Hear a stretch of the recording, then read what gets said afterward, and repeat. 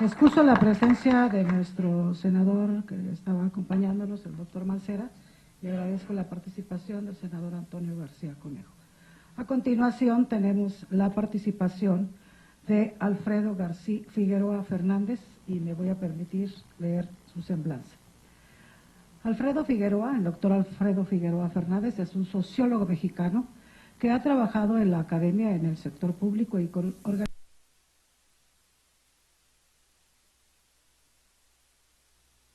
vinculada a la vida democrática del país. Desde principios de los 90 participó y fue parte del equipo que controló la primera observación electoral a nivel federal financiada por la Organización de Naciones Unidas en Alianza Cívica en 1994. Al terminar sus estudios en maestría y pocos años después de su incursión en la vida académica en la Universidad de las Américas y en la Ibero en octubre del 99. Es nombrado autoridad federal, consejero electoral en el estado de Puebla para las elecciones de 2000 y 2003, fue reelecto en 2005 para el proceso 2006 y 2009. En el año de 2008 es postulado por decenas de organizaciones de la sociedad civil, académicos, consejeros electorales, intelectuales, periodistas y escritores, como consejero del Consejo General del Instituto Federal Electoral, cargo que asume ese mismo año y cuyo periodo concluiría a finales del 2013. Con excepción de su paso por el Consejo General, el doctor Figueroa ha combinado su trabajo como profesor e investigador, como especialista y consultor en diversas materias, lo que le ha llevado a participar y dirigir despachos de consultoría y asesoría en ámbitos como el electoral, derechos humanos, análisis constitucional y litigio estratégico, diseño institucional de las políticas públicas, estudios de opinión, comunicación política, radiodifusión, telecomunicaciones, transparencia y combate contra la impunidad y la corrupción. Desde hace más de 2 décadas, el doctor Figueroa analiza y escribe sobre la vida pública del país en diversos medios de comunicación. Ya ha venido estudiando los procesos de cambio y de diseño de los estados en más de una veintena de países. Ha colaborado desde 2007 en reformas constitucionales y legales, tanto en el federal como en el local, con diversas legislaturas, así como en asesorías, tanto en el sector público como en el sector privado. Actualmente, Figueroa Fernández es director de Sociales, Despacho de Asesoría, Investigación, Análisis y Litigio Estratégico, tanto en el sector público como en el privado. Además, es profesor de la Universidad Nacional Autónoma de México y colaborador como analista político de las mesas de análisis del programa Aristegui en vivo. Tiene la palabra hasta por 15 minutos el doctor Alfredo Figueroa Fernández. Hola, buenas tardes a todos y a todas. Un gusto estar acompañándolos en esta plenaria, en estos trabajos de reflexión que hace el grupo parlamentario del PRD. Estar con amigos y colegas es siempre grato y siempre un placer, de temas que son desde luego apasionantes para muchas y muchos de nosotros que han supuesto pues buena parte de nuestra vida profesional estar dedicados a este tipo de discusiones. Cuando Vicente Fox llegó al poder en el año 2000, la primera y enfática declaración que hizo fue que gracias a la alternancia habíamos llegado a la democracia en México. Esa declaración, entonces, por lo menos en el ámbito de discusión de la vida electoral, concitó muchas preguntas, cosas que teníamos que en verdad resolver, si era efectivamente ese el fin de la transición a la democracia o no. Cuando se instaló esta Cámara de Diputados, el entonces presidente Porfirio Muñoz Ledo y después el presidente de la República hicieron más o menos exactamente la misma declaración. Después de tantos años hemos llegado, ahora sí, definitivamente a la democracia en México. Ha finalizado la transición. Creo que ambas afirmaciones son equivocadas y habría que partir de algunas premisas esenciales para poder entrar en la discusión de qué reformar en el país y qué no reformar. El ilustre legislador del que nos habla Rafael del Águila, un analista político español, dice que hay tres momentos esenciales en términos de la producción de constituciones y leyes como tal. La primera es el momento que produce esas leyes. El segundo elemento es el texto que se hace en torno a aquel momento.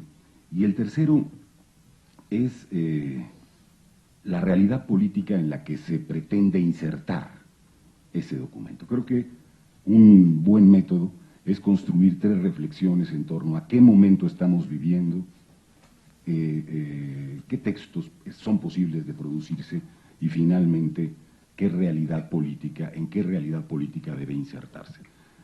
Empiezo entonces señalando que me parece un error suponer que el país se encuentra ya en un grado de normalidad democrática, y en esta lógica existe un relato permanente entre la defensa del pasado, en el que muy rápidamente se colocan las oposiciones, y por lo tanto la defensa de un conjunto de arbitrariedades que fueron señaladas durante muchos años y en torno a las que se votó, lo cual los coloca rápidamente en la condición de defensores de privilegios, y un relato que se pretende o se autonombra como transformador de la vida pública.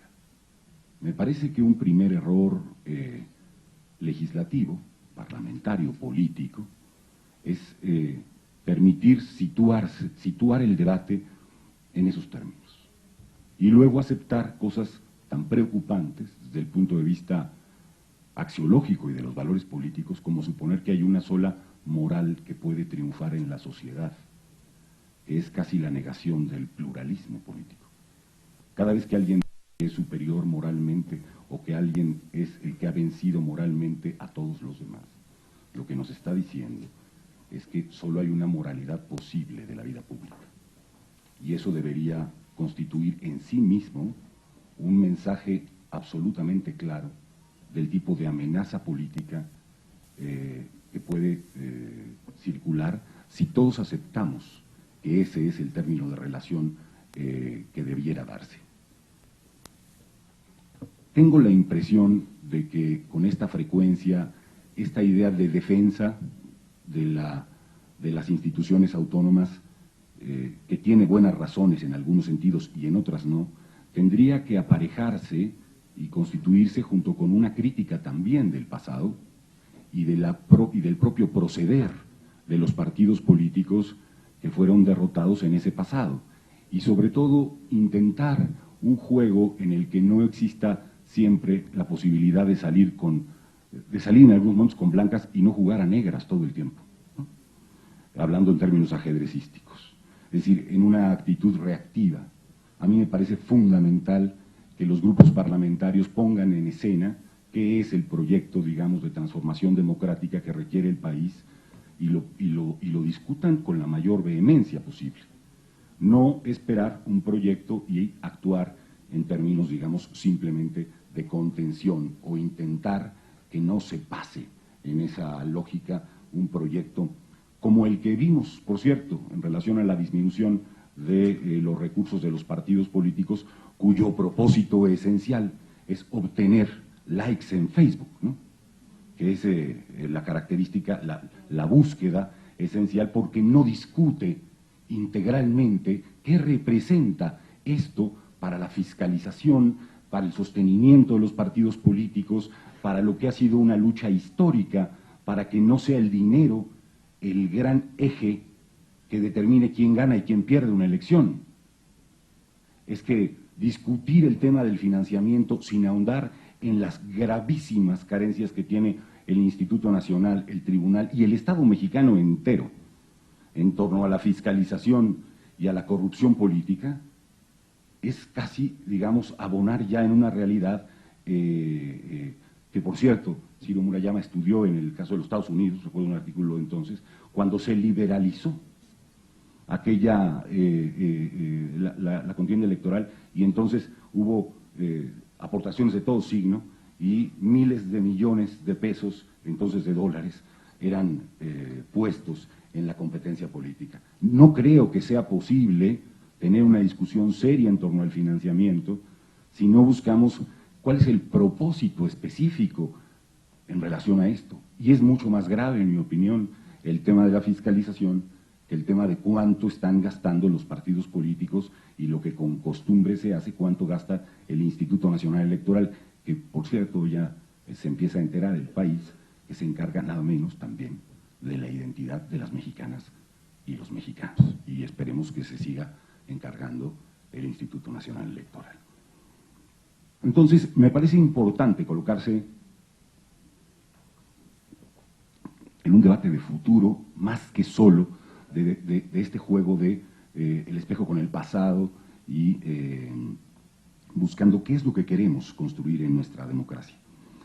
Yo comparto plenamente la idea de que hay un gravísimo problema, mis dos colegas previos lo han planteado en diferentes direcciones, ambos planteamientos, tanto el de la igualdad, por supuesto, como el tema de la sobrerepresentación, me parece fundamental que sean atendidos con la mayor profundidad, con la mayor amplitud de discusión. Y en el caso de la sobrerepresentación, señalar efectivamente que este fraude a la ley, que es lo que ha habido, este fraude a la Constitución y a la representación, es no solo producto del 2018, es producto del 2015. Inició con la acción del Partido Revolucionario Institucional y el Partido Verde Ecologista de México, pervirtiendo el proceso de representación política a la luz de la decisión de flexibilizar el sistema de coaliciones del país.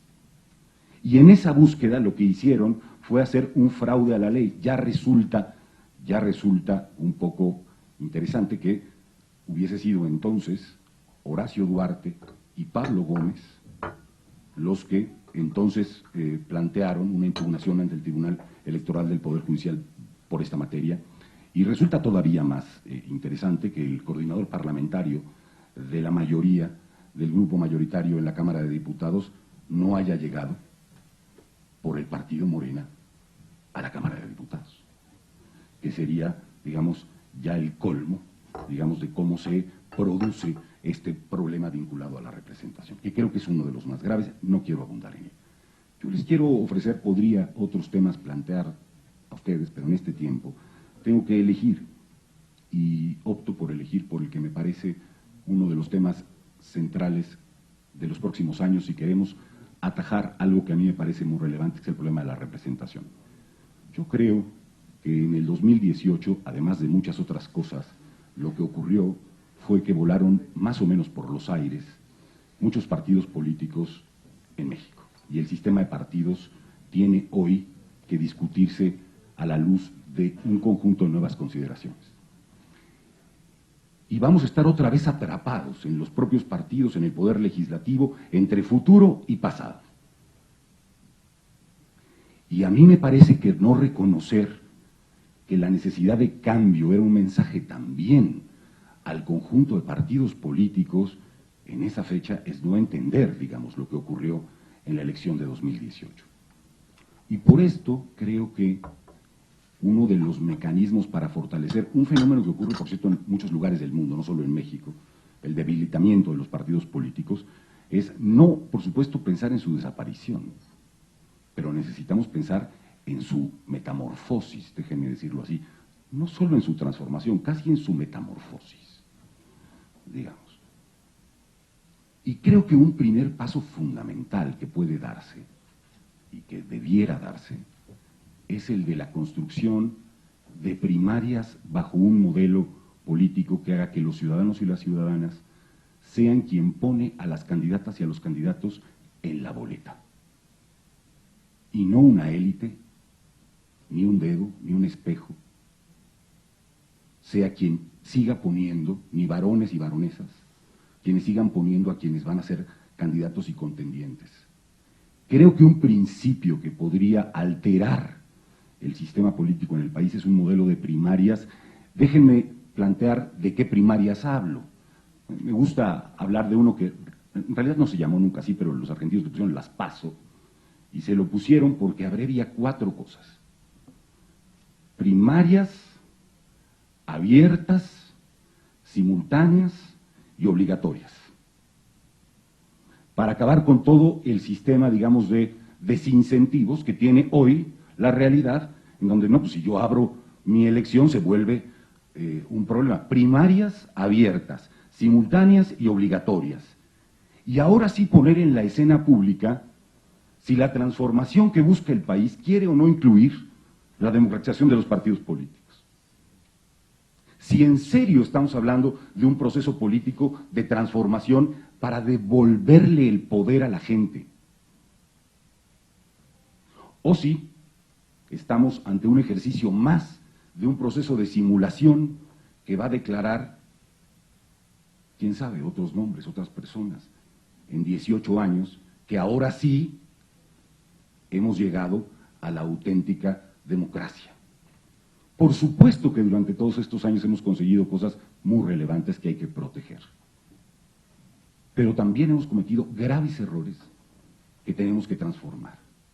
Y si bien la constitución de primarias no es una garantía en sí misma, sí es una condición de posibilidad para que el término de relación entre la gente y los partidos se modifique.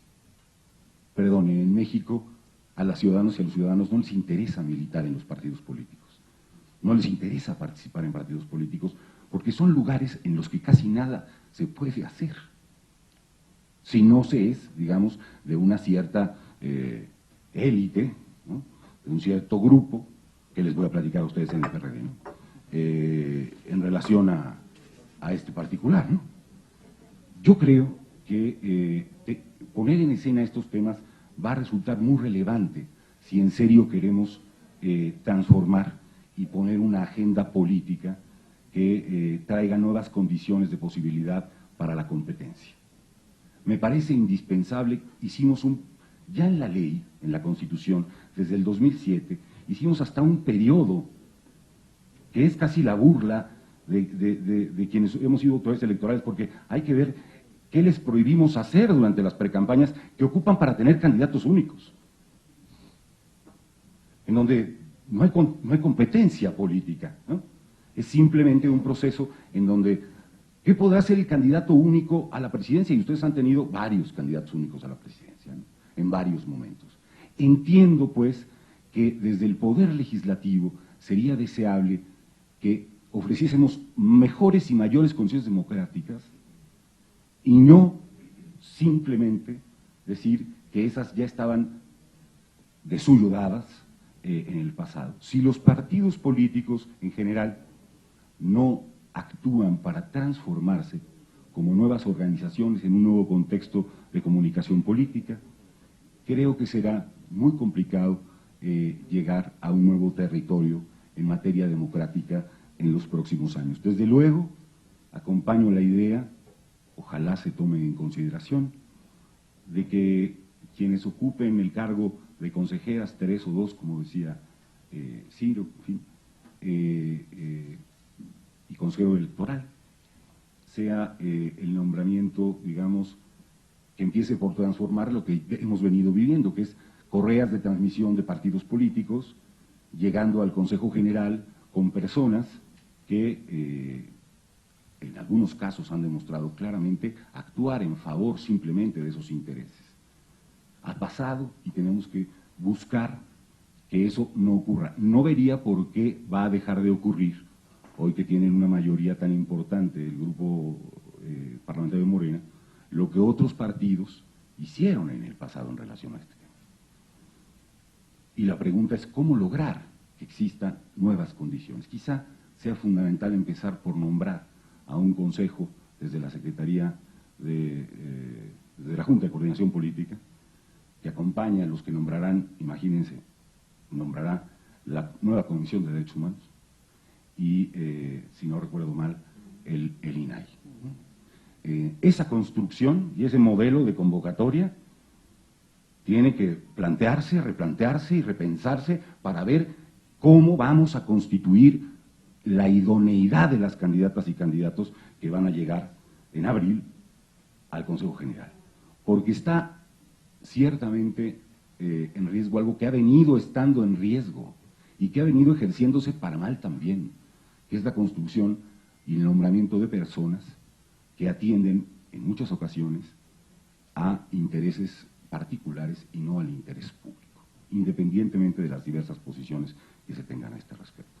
Veo ahí, pues, los principales desafíos y el principal elemento que esta Cámara tendrá que enfrentar en los próximos meses. Muchas gracias por su atención. Muchas gracias. Muchas gracias, doctor Alfredo.